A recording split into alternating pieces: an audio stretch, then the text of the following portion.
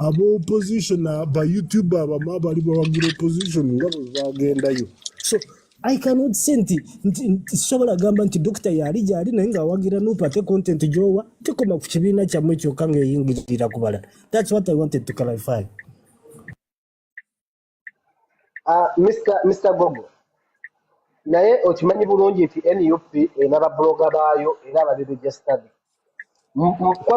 ngabali registered wa no tokayana bali registered wa totubuzabuza nawe no tunamuna mawuli atwala ku tere ama Mr. Gogo kwabo bonna bwalaba kujaza kusoma jaza ndijaja sima jaza wejaza tuweyo omuba babiri eyatambulira campaign trail yakyagulanya akwa yenga abatambulira campaign trail yakyagulanya anti ulia ne olusajja nno byabuuza kati bali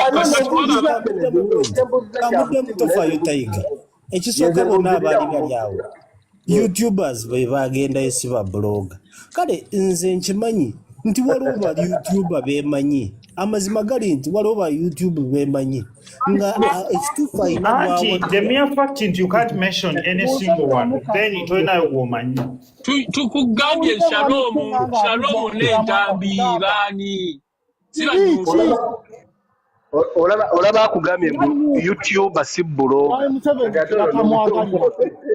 Yabagamba sako yaba bloga yemenya abanupu babuuziza batubulire Shalom n'entambi bakibiina ki are they registered with Mr. Bondi? They are not registered. Kati bani abali registered kati bani abali registered gwena leo kati bani abali registered gwena leo kati kubuuziza kati bani abali registered kati bulira bani abali registered mwena leo nkubuuza mwati mwabuuza ne bazi bawa bani kati bani abali registered mwena leo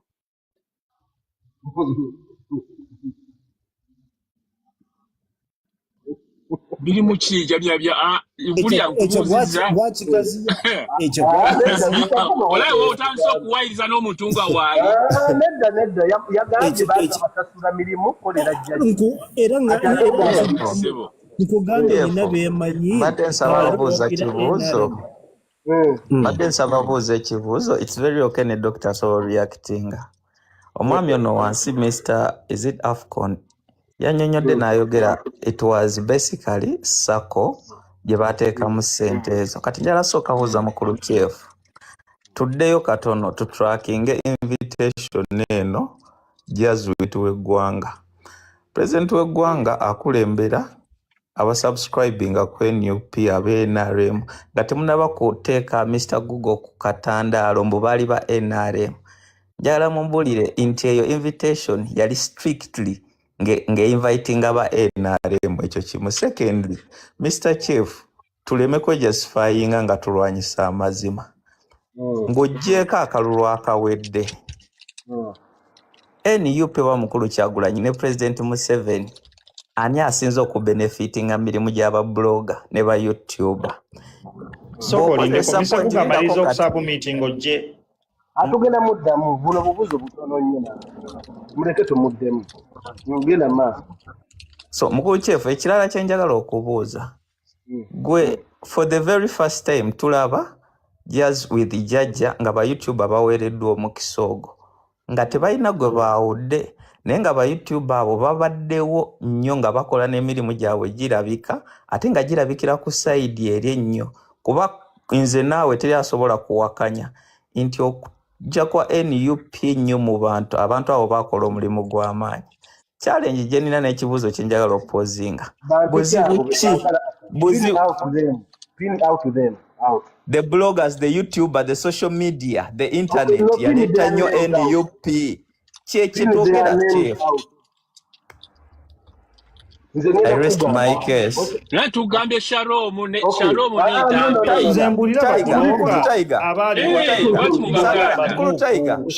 Sagala badiritolinge eno discussion kujituusa ku level ya commissioning individuals. We all know how much internet ne ba bloggers ne ba YouTube omulimu gwe bakola. It's today NUP esobola nobeera mu discussion. You get sobola ku driving to mention individuals Nankupozingira ekibuuzo ekinene mukulu chief. Mr. Vibes kakikuddemu. Order, please. Mbegayiride tubeeremu order. Mbegayiridde bwegayirizi. Apofo nze linnya lyo yannema okusoma kati gwe olina omuzinda lusoke tukakkane. Ebibuuzo bye mugenda okuddako. Oli akubuuza nti babuloga baani abaaliwo gwe gamba nti nze kunga kuba nange naliwo. Apofo kwoli omuzinda lwo guyina. Mukama wange oli kunze? Esebo. Okutwaliza wamu essaawa ya kaakati nze nfunyeemu okutya. Bwe banja ekizibu kya Nuupu ddala ekikulu. Be bantu be bawa ssente ba buloga ate nga ssente ezo z'abaddaawa ssako endala. Kakati tulina ssako y'abayimbi wano azagiwa ssente. Ennaku zino ezitali zaawala ne ssako y'abafirimu ssako ezirimu abafirimu nazo mpulira bali mu kwagala ziwa ki ssente. Kati ssako y'ababuloga lwaki yerumanya aba opposition? Kubanga nze bw'onambuuza kubanga waliwo twatandikidde ekibuuzo kyabadde nti kibi ki ekikuwalanya ki Pulezidenti Museveni nze wa NRM Mwami Museveni mwagala. Otherwise ng'oyagala nkunnyonnyola ebirungi nze ebimunjagaza. Naye nze ekisinga okuntiisa ekikulu ye Nuupu. Ensonga enkulu Pulezidenti Museveni lwaki bakeera enkyamaanyi ne bagateeka ku buntu obutono. Wano jjo ly'abalamu Mwami Kyagulanyi Mulaale yatugamba nti ye bw'amala okutuula ku ntebe y'eggwanga essente eziweebwa mu ssaka agenda zijjawo. Kakati batugambe nti olw'okubanga mukama waabwe yagamba ezo ssente agenda zijjawo tebandyagadde Pulezidenti Museveni aziwe ssako z'endala. Ekyo tujja kitegeera kubanga ebintu bya Nuupu bizze binsobera. Essaawa ya leero mukama waabwe yakavaayo ng'avumirira emisinde. Batandise okugamba nti kati Mwami Muhoozi ageegeenya Kabaka. Tewali njawulo ku misinde gya Mwami Museveni gya Kabaka ne Mwami Muhoozi. Kwegamba nze abantu abo bansobedde. Muganda wange njagala nnyo okunoonya ensonga enkulu ebeezaawo Nuupu ku kunoonya entebe y'eggwanga embuzi. Kubanga bw'obanga obakira bubakizi nga toyina mulamwa njagala mbatikkule emigugu. Mulekeraawo okubeera mu dduka. Mu myaka 45 nze njagala kugamba akikozi. Bukyanga ajja ku bukulembeze teri yali azzeemu kwetikka ngugu. Kitegeeza obuvunaanyizibwa abutuukirizza. Ekyokulala n'abagamba njagala mbawe kye bayita obuntu. Obuntu kyeki kyentegeeza okwetegerera nga Mwami Kkunga tikati nze olwaleero neebase mu kiro kino pulogulaamu yange ey'enkya eri bweti nga tewali ayimiridde wakati awo ng'empagi okulemesa pulogulaamu yo. Kitegeeza osobola okukola kyonna ky'oyagala mu ssente zo. So nze bannange obutagenda wala na kubonyaabonya abantu omulamwa ogwaleeta Nuupu wabeewa nnyamba agumbuulire kati gumbuze. Neyanziza ssebo. Dokita gwoli olinganga ali mu mute. Tukuddemu. Omulamu gwabaleeta mukyaguliko oba munamu mwali munoonya yame. Dokita kozesa eddakiika 3 oba emu osokoddemu ekibuuzo ekyo tugende wamu addako. Sebo tuuka butuusi ku mulimu naye mbale nsaba abajja bateesamu okwetegereza. Kale. Chief oyina capacity eddamu ekibuuzo ekyo oba tusoke tukireka awo tugende ku baweereza abaddako. Lugamba capacity ekyo question nene nnyo okungamba nti no ena capacity ekiddamu. Nanti obadde oyina kuddamu ye oba nedda. Agati kati obanga atajerega omuteesaawo ssebo. Nti olina capacity. Ekigendererwa kya NUP kyali ki? Nakati muli luddawo. Ekibuuzo kyabuuziza. Wogenda ku social handles zaffe oba website zaffe. Mpozi nga togoberera bya bufuzi. Buli ekyatuleeta gye kiri tebakijjangayo. They are not deleted. Era omulamu omukulu gwa kujjako mukulu Museveni.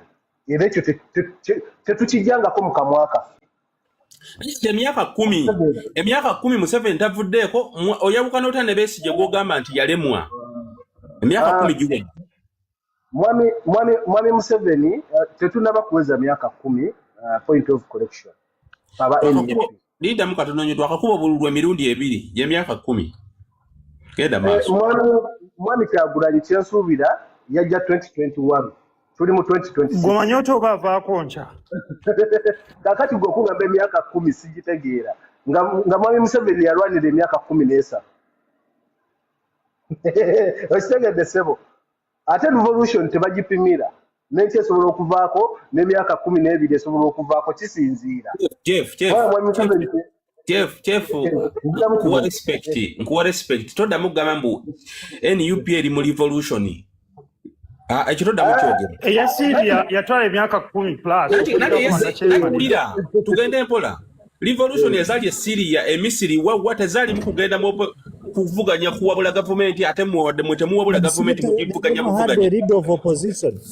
Tebalo lead of opposition tewali gwe bawalidika biti kulema kulimba bantu. Kafuterereze kino katono nnyo. Jeff kabafuterereze katono nnyo. Kabafuterereze mu katono nnyo akuddiza omuzinda. I normally meet and find their lives into we are in a revolution. There is no definition that you can state that you're purchasing, processing revolution to change Museveni when you have a leader of opposition in so-called government of that person that you want to change. It has never been there. Because a revolution does not deal with any leader of opposition at all. Bomala musindikayo bwakuwangula 221 n'omusindikayo nadamu nakuwangula 226 n'omusindikayo. There is no format of revolution there. It means that there is something that you are chasing, that it is indirect. Your followers will not understand it unless if they take time to make research. What are you doing exactly in politics? But not revolution. So ekyo baja sigalanga bakyogera because they have to speak it, and no one can stop them because it is time to speak politics, either in false or truth. So Chief njagala ekyo mukimanye kubanga kati nkimanyi leader of opposition agendayo era jatambulira mu constitution y'omusajja oyo gwe mugamba is a dictator and he wants to chase him. And by the way, for your reminder, tewali muntu yenna nga he's not a beneficiary to Museveni nga ali mu opposition. Tewali. They are all beneficiaries. They are all. They actually have 70% in their life what Museveni has added to them. So you see, things are too funny to understand, most especially when any opposition leader chips in politics with infection of it. So Bino, I'm not weakening Mr. Kyagulanyi, but we have to put more light in this. So anyway, let's wait for revolution you are talking about. When is it coming, and it is going where?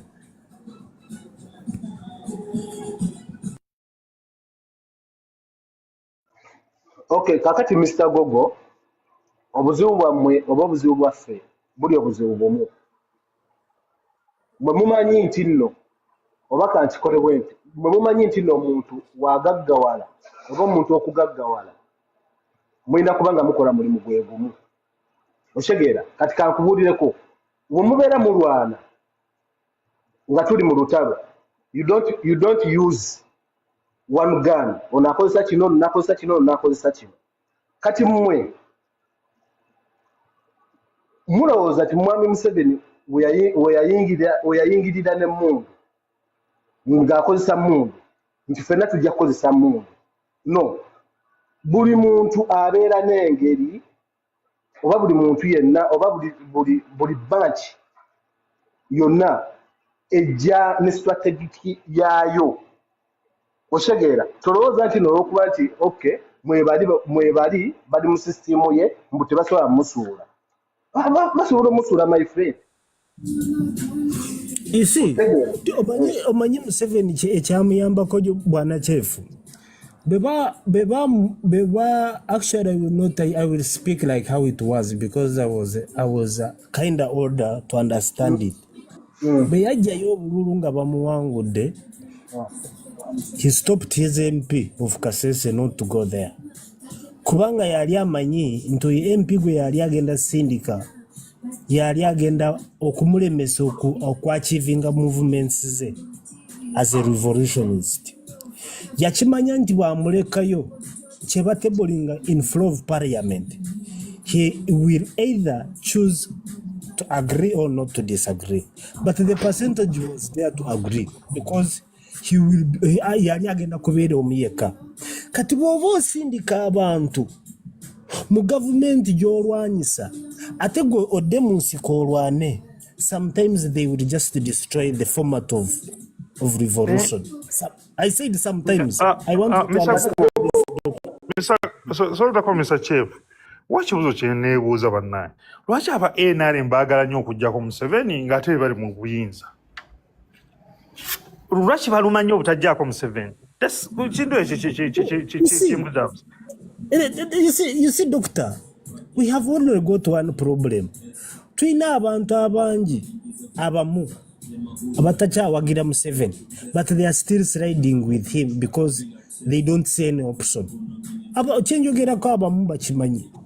Okay, Misaguwa mutegedde. Bangi abali mu NRM nawo nga baagala enkyukakyuka. They are still sliding with Museveni because they don't have any option to go with. Mwami gugolooza Mwami Museveni tabadde options naye oza naye alimu obwane kweyagaliza yekka. According to you. Buli mukulembeze yenna akikola n'obwaba Kyagulanyi asobola kikola. No. Nandi kubuuza wano, kubuuza ati kuwona aliwo nti olowooza ti bo oza Mwami Museveni tataddemu nnyo okweyagaliza nga ye nti bali abaagala abantu abalala. Okweyagaliza mu kukola ki? Anti ogambye nti aba NRM bangi bandyagadde ku muntu omulala, si bw'ogambye? Nedda, sikugambye ba NRM, kugambye kuliko abantu abakyasiraginga ne Museveni lwakuba tebalina option yakukola. Kubanga omuntu okuslidinga ne doctor tekitegeeza nti he has become in the family of doctor. Alaba nti ekituufu kyefa amwesimbyeko. Omuntu oyo aba alonda ani? Omuntu oyo by the way aba alonda chief. Nedda, okay. I mean abalonda doctor, doctor. Nti abalonda Mwami Museveni. Assuming that Mwami Museveni arese option eyabali gye bosanga gye bandyagadde bandizemu era okulonda Mwami Museveni nenakubadde oyo omuntu yabudde mu NRM. No, kati you see sometimes the ate you see what gamba yes or no? No, it cannot be. I love to answer with the foundation of something. Mr. Google. Yes, Kennedy. Mr. Google. Yes. President Museveni teyeretanga. Okay? He presents himself on the list of other people in NRM as a party. And the party chooses the best candidate of the day, who happens to be President Museveni. When that time comes, when President Museveni is no longer relevant to the party. Kennedy, so candidate kitegeeza ki? Listen, sole candidate is a slogan that was engineered by the party, not by Museveni. Okay? When the party decided that President Museveni was the man of the day, okay? When you have facts, you don't need opinions. They had a fact that President Museveni was the man of the day. So they didn't need anything beyond President Museveni as a party, NRM. Okay, so there are some conditions. Just a second, sir. There are some conditions. Number one, President Museveni can decide tomorrow and say, I will no longer present myself. At that point, NRM has a mission to look for an alternative. Or President Museveni could say, look, I am here, you decide. And they can decide that you are no longer relevant. And at that point, he won't be on the ballot. But as of now, he is the best not just the party, but the country has.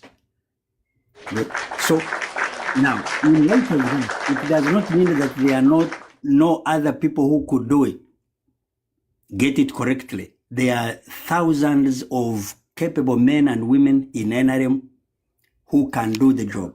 But as So of is now, he's the best according to you, as right? of now, you see, doctor, for your youth, I can imagine you're a very, very young, energetic man, vibrant, optimistic, idealistic. But guess what? If I sat you with President Museveni today, one-on-one, on You any cannot subject, beat him. Yeah. and you know that for a fact. Now, we concluded that there is biology. Wait a minute, and you know that. Thank you for the smile. The fact that this man has beaten time should be a blessing for Uganda. We have always had this mentality Kennedy, that all. nze kintu Wait, kye wait. njagala mu Museveni anjigirize okutuga abantu okubasiba okubakola Yes, ki bye njagala anjigirize. yes, katecho leka nkubuulire. Let me tell you, bagamba mbu life is brutal for what it is, but it is even twice as brutal if you are stupid. If you are stupid, you will cause your own demise. We're setting up for trouble. Any country, that's why the budget of security is the biggest of all budgets around the world. Why? When President Museveni is swearing in, he swears in to protect Uganda from enemies both local and international and foreign, in case you didn't know. Meaning, when you are captured in the local enemies of the state, they will deal with you. And that will be depending on how stupid you are. Okay? But when you take a camera and you threaten the state, guess what? It's up to you. You do you. But in the meantime, for what I know, I will do my best to stay away from the side of the state as best as I can. Now, some of you think that you can personalize the idea of killing, that President Museveni killed. As a matter of fact, President Museveni has never shot anybody. No. Okay, it is the instruments of the state that will deal with you. It is Dr. Think versus the state of Uganda. You never hear President Museveni in the mix. Okay? So, Bojawano, as an educated man, help young people, help those who don't know to stay away from trouble. If you play it small, you die small. That's how it is. And so for what I know, when President Museveni knew that Obote was dangerous. Certainly, like which trouble? Just a second. When President Museveni knew that Obote was dangerous, he hid himself, not just himself, even his crew. Yabakweka. Not on camera. He didn't parade them on camera. Okay? He didn't threaten Obote on camera. He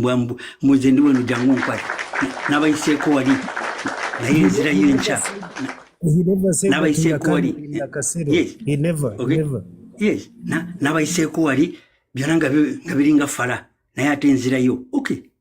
Okay, it's up to you. You do you. But the point is, as we're discussing politics, like any other, or laboratory, you could be the best scientist. But when you are mixing chemicals, you have to be very, very careful. It doesn't matter. You could be a nuclear scientist.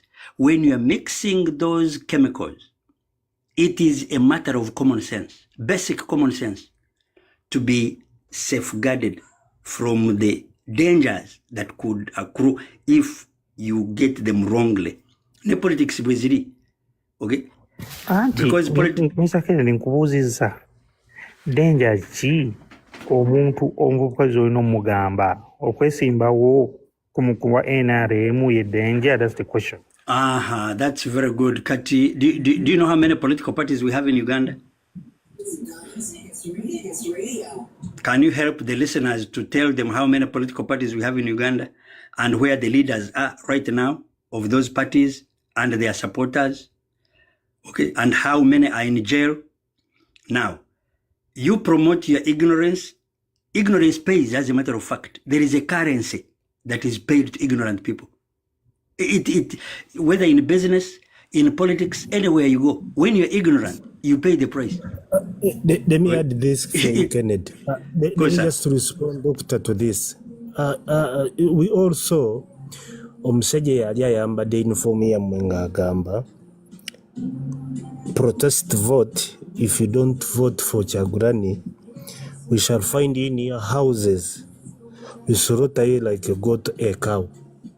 We all know, and we saw him. Another thing, we saw a lot of your supporters streaming live, warning and threatening the security that we are coming for you. Better try to stop us. You will see. How would you wish the state? Who will protect a doctor who is not in violence, even though he supports Kyagulanyi? And how is he going to protect Mr. Google, who supports the government? Because that's the role of the state. Yete fayo obo wagira Nupu, obo wagira Museveni, obo wagira Ani. It has to protect you. How would you wish and Mr. how do you Google. think the state could act? Yes. Mr. Google, we saw on camera a young man dressed in yellow just the other day, about 3 days ago, dressed in yellow on a construction site. And he was ordered, okay, by some people, whether they are in NRM, DP, UPC, I don't know. All I saw is that on camera, they forced this young man to remove his yellow t-shirt, his God-given right to dress. Behind the camera, he was beaten, and we are looking Now, for them. Anytime okay, you will see now, them. let me tell you, Yes. Dr. Think, if you think such behavior is tolerable in Uganda, okay, and if you cannot speak Mr. Professor, about lekano it, gadalo kanyambe. No, Mr. Kennedy, you have spoken a lot. First and foremost, listen. No, soko lindeku katono. Naye nyambire ku lumu kawumbewumbe. Mukulu oli okoddemu byonna. Nzikiriza ne kano kagatteko lumu. Mr. Professor, tuzze tulaba ennaku zino oluvannyuma lw'okubeerawo emisinde gya MK nga mwami Kyagulanyi ataakinze emisinde egyo n'okujereegerera pulezidenti ne General Muhoozi. Nze njagala kubuuza nga ggwe atunuulira ebyobufuzi. Bw'oba otunuulira ekibiina kya NUP ng'ekiriidinze ku opposition essaawa eno, gwe nga ggwe alaba ebyobufuzi ne future yaabyo mu ndowooza, gwe bw'oba olaba gwe mulamu omukulu ogw'okujereegerera bannabyabufuzi banne, oba ateekeddwa tunnyonnyola ebyo bye tuteekeddwa okumanya byaletuleetera ku mmeeza nga ze mu ntebe. Njagala kubuuza ekibuuzo, Mr. Professor, kituufu? Can Mr. Afcon, Yeah. bagamba, you can only give what you have, okay? Chotaina toina chowa. Boba tochina tochina. If you have wisdom, you will give wisdom. If you don't have it, you cannot give it. Now, we are squeezing blood out of the stone, okay? You are trying to squeeze blood out of a stone, and it cannot happen. Kati omusajja by'alina byabawa, alina bivumo. That's the best he can do, and he's doing it. And for those who want to cheer him on, go ahead, cheer him on, you know? Chije kisajja, chiringe chinangani, okay, you have been given a platform and a microphone to speak to your followers. You have the advantage that millions of Ugandans don't have, okay? Now, of all the choices of words to use, you pick and choose to attack an individual person, okay? Which is inconsequential. It doesn't add value to any person's income. It doesn't challenge anybody to do better. It only creates anarchy. Because if he tries to shoot back, that's how wars begin, as a matter of fact, you know? So, for some of you who think that that's okay, that's party time, it's up to you. But some of us are smarter and wiser to appreciate that, look, you are writing your own chapter. No? Olinga atugamba Mr. Professor nti nyembwa bwezaala embwa nti tetwewuunya n'abakulembeze oba abawagizi b'ekibiina. No. Kino kyange. Okay. But I would still advise you. No. I would still advise you to sway away from, Oraba katonda yatuwa ebintu ebyokukola. Choice nayo mweri. You choose correctly. Kati nze ngamba Mr. Chagulanyi, as a matter of fact, one of the brightest young men in Uganda. I consider him bright because he has used his line to become successful at a personal level. Okay, very successful. Yakwezi somuzina lunaimba because the alphabet is there for everybody. The alphabet is there, and the opportunity was there. He took advantage of that. Naimba, nakola sente. But what he did not appreciate was that that's all he could do as far as holding a microphone, kuyimba. So he tried to transition into something, and he's finding it very, very difficult. And that's what you're looking at. Yes, sir. If you are in the middle of the bush and you've lost the way, you decide not to make noise, you cannot be found. I shifted that to Mr. Chagrani. Chagrani has been lost in all social media, including the YouTube, the bloggers, the YouTubers, the house medias and radios. I thank him that he knew how to use media. Not of now, he knew it earlier. He actually has a strong weapon that he was once a musician. He targets when and how should I bring it. Chagulanyi okuvayo n'agamba nti Museveni teyalwana yali Sweden gundi wampozi wanvudde mu mutwe nti he never fought. Don't think Chagulanyi is mad, and he has never been mad in his movements of life. Achimanyi nti I have to speak these vulgar things so that the media can turn words and look at me. They discuss at me. They discuss on me. I become a topic anywhere, like how we are doing it now. Because house medias now are discussing about him, versing the words he spoke when he was hosted on the radio.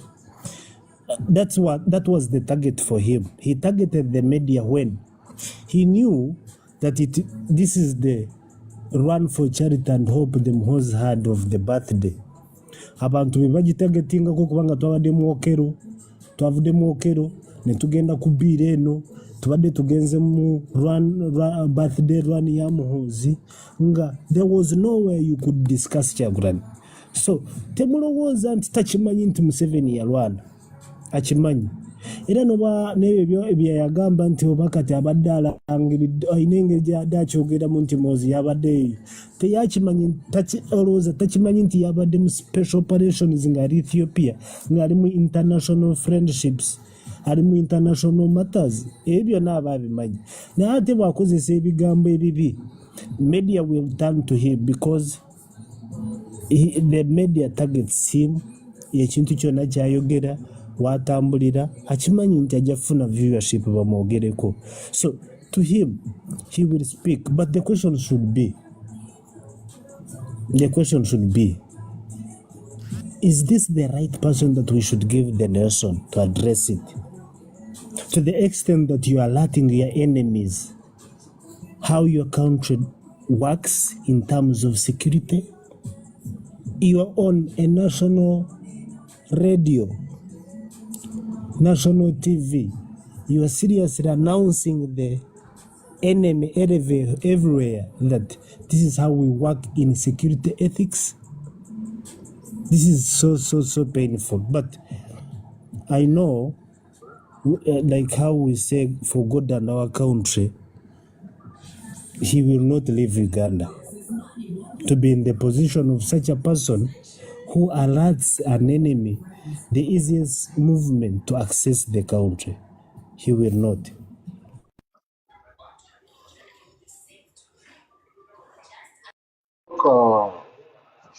Njogereko katono nganziramu Mr. Kennedy ku byayogedde ssebo mukulu kunga oba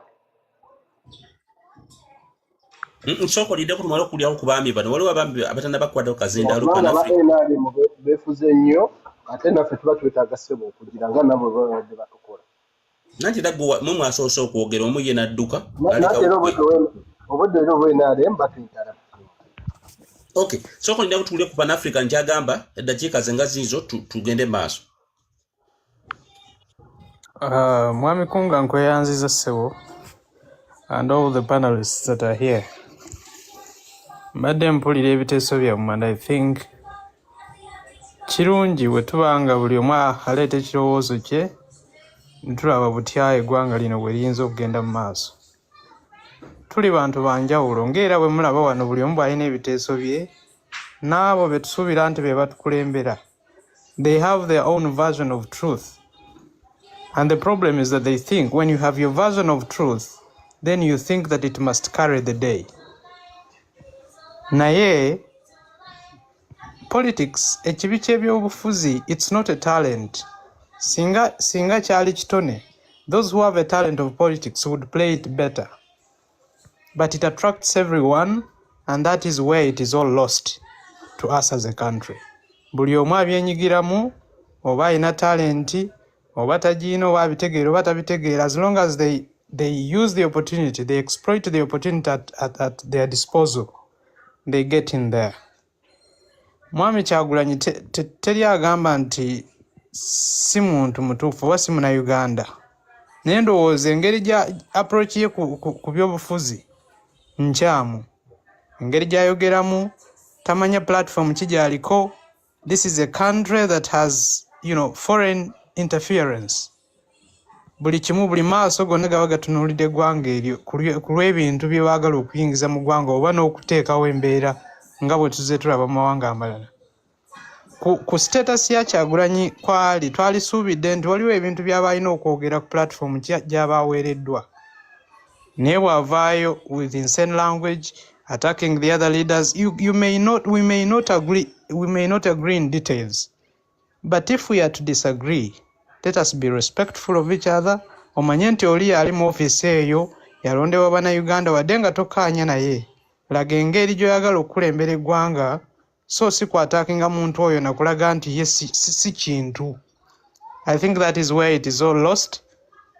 Democracy gye mwogerako, singa mbabuuza mwenna wano eno, democracy kitegeeza ki mu lulimi lwo? Oba oli Muganda, oba oli Munyankole, oba oli ki? Democracy kye ki? Kino kye kintu ekyaleetebwa abantu abalina ebigendererwa byabwe. Yes, ne tukkiriza naffe nti ekintu ekyo kirina ebirungi byakyo. Naye wadde nga kirina ebirungi byakyo, tulina okumanya nti n'ebibi nabyo weebiri. Tusooke tubeere careful, abo abakitembeeta bamanye nti n'ebibi byakyo nabyo biyinza okutuleetera obuzibu ng'eggwanga. I think I can stop there for now and let others speak.